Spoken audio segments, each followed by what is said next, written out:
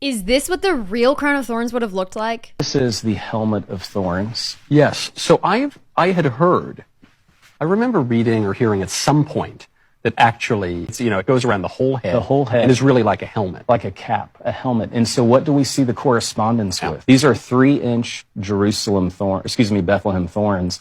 When they dry, they're as sharp as nails. I'm going to say to you what I said to my triplet boys here. Try to prick your finger on the end of one. Right. You can see. I just This crown of thorns, the Gospel of Mark, which is the earliest gospel, it says, and the Romans fashioned a crown of thorns and placed it on his head to humiliate him. This is the King of the Jews. They placed this on his head, and what do we see on the shroud? 50 puncture wounds in the scalp. It would have caused profuse bleeding. And so when he goes, Ecce homo, behold the man.